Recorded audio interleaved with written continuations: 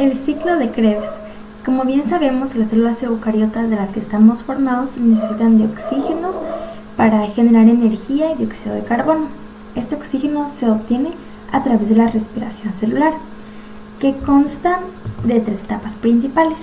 La primera de ellas es la glucólisis, que es donde la glucosa, algunos aminoácidos y algunos ácidos grasos son oxidados por una serie de reacciones bioquímicas para dar lugar a la acetilcoenzima A.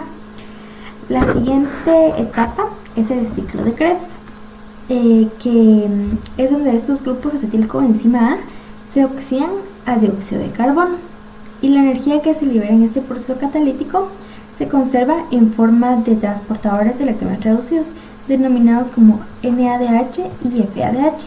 Y por último, en la tercera etapa, que es la cadena transportadora de electrones, los electrones NADH y FADH son transferidos al oxígeno, que es el aceptor final de electrones, y en este proceso se libera una gran cantidad de energía que se almacena en forma de ATP, y este proceso de conservación de la energía se conoce como fosforilación oxidativa.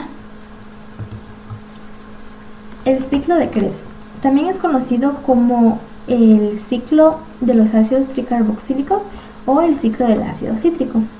Es un proceso metabólico que sirve para oxidar a la acetilcoenzima A para generar energía, y se lleva a cabo en la mitocondria de las células eucariotas, específicamente en la matriz mitocondrial. Cabe destacar que en los organismos procariotas el ciclo de Krebs se lleva a cabo en el citosol.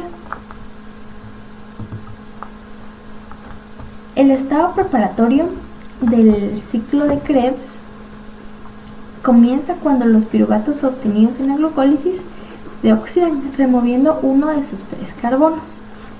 Y esto crea un nuevo compuesto de 2 carbonos llamado acetilcoenzima A, y este proceso es conocido como la oxidación del piruvato. La primera reacción de este ciclo es la condensación del oxalacetato con la acetilcoenzima A para formar el citrato, que es un componente que tiene 6 carbonos, y esta primera reacción es catalizada por la enzima denominada citrato sintasa, y es llamada reacción de condensación debido a que se unen 2 moléculas y porque también es irreversible, y la energía que se libera en esta reacción puede utilizarse nuevamente para generar más acetilcoenzima A. Luego de esto, la conitasa realiza una reacción enzimática reversible para isomerizar el citrato a isocitrato, y para esto se forma un intermediario denominado cisaconitato, y el isocitrato se va a convertir ahora en alfa-cetoglutarato. Y aquí ocurre una descarboxilación, ya que el isocitrato primeramente tiene 6 carbonos, y ahora que pasa a ser alfa-cetoglutarato tendrá únicamente 5 carbonos, y la enzima que se encarga de esto es denominada isocitrato deshidrogenasa. Y acá se forma un NADH que será crucial posteriormente para formar energía en la cadena de transporte de electrones y en la fosforilación oxidativa. Luego el alfa-cetoglutarato se descarboxila y el NADH sirve como aceptor de electrones. Y de manera muy similar a la acetilcoenzima A, el succinilcoenzima A, que posee solo un enlace diéster, pues al romperse este se libera energía en forma de GTP. También esto es equivalente al ATP, y la enzima que lleva a cabo esta reacción es la succinilcoenzima A sintetasa. Nuestras células poseen 2 enzimas succinilcoenzima A. Una de estas es para formar GTP y la otra es para formar ATP, pero también el trifosfato de guanosina que se obtiene acá en esta reacción puede donar su grupo fosforil terminal al ADP para así formar el ATP o trifosfato de adenosina. Luego de esto, el succinato que se formó en esta reacción va a ser oxidado a fumarato por medio de la succinilcoenzima A sintetasa. Y Luego pasa a ser fumarato gracias a la enzima succinato deshidrogenasa. Y esta enzima está fijada en la membrana interna mitocondrial. Y en esta reacción se forma FADH, que es un componente que, al igual que el NADH, es crucial en el transporte de electrones, que luego sirven para la síntesis de ATP en la cadena de transporte de electrones y en la fosforilación oxidativa.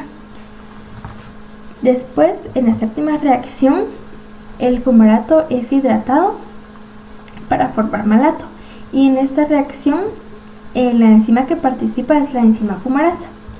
Y por último, en esta última reacción del ciclo de Krebs, el malato es oxidado al oxalacetato por medio de la enzima malato deshidrogenasa, formándose el tercer NADH.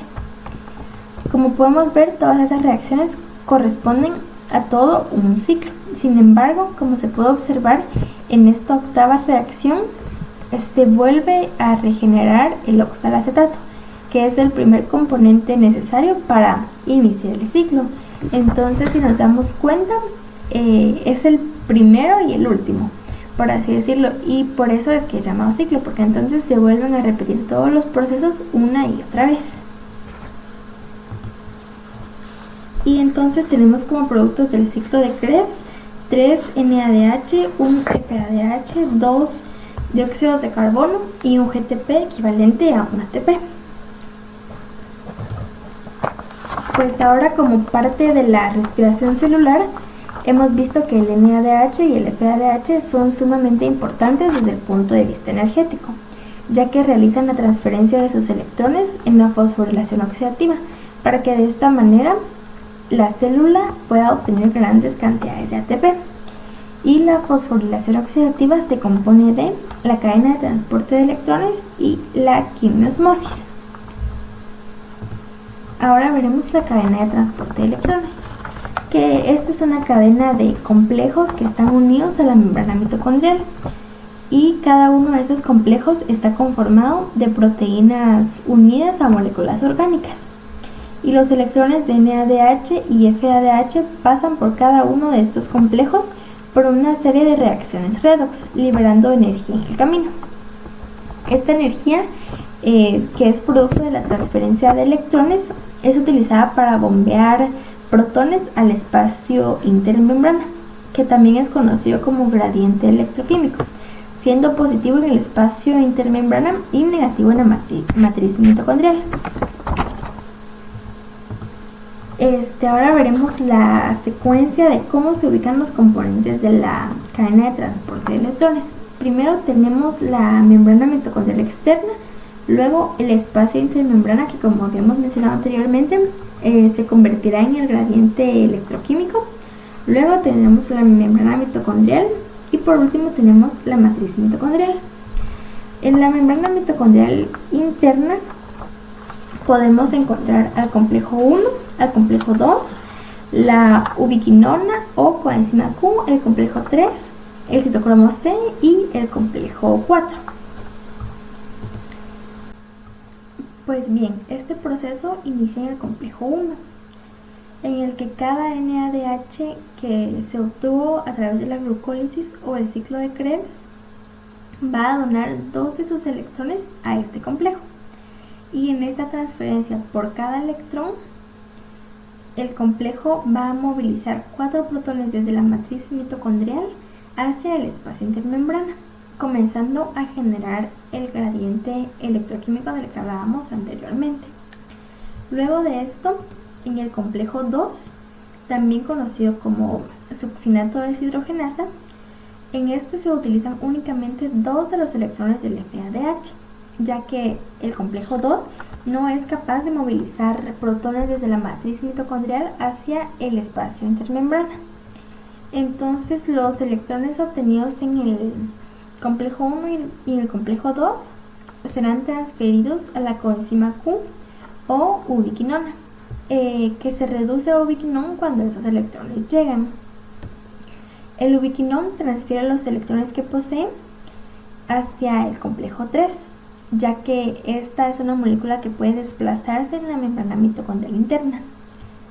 Una vez que los electrones llegan al complejo 3, que también es conocido como citocromo C reductasa, este complejo moviliza 4 protones desde la matriz mitocondrial hasta el gradiente electroquímico.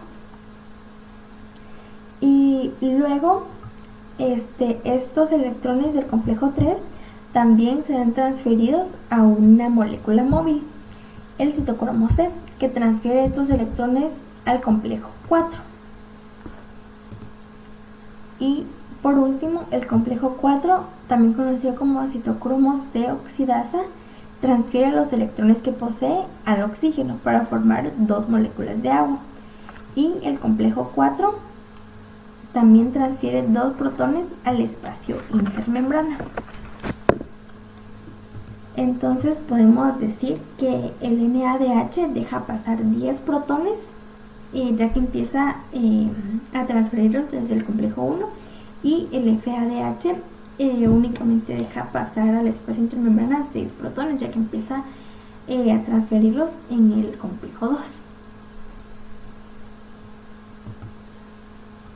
Luego de esto tenemos el siguiente proceso de la fosforilación oxidativa, que es la quimiosmosis, que es un proceso en el que se aprovecha el gradiente electroquímico de protones que se generó en la cadena de transferencia de electrones para la formación de ATP. La quimiosmosis es la difusión de iones a través de una membrana. En este caso específicamente se relaciona con la generación de ATP mediante el movimiento de iones hidrógeno o protones a través de la membrana interna mitocondrial. Y por último tenemos entonces los productos totales del ciclo de Krebs y de la cadena transportadora de electrones, que son 2 GTP equivalentes a 2 ATP, 6 NADH y 2 FADH. Muchas gracias.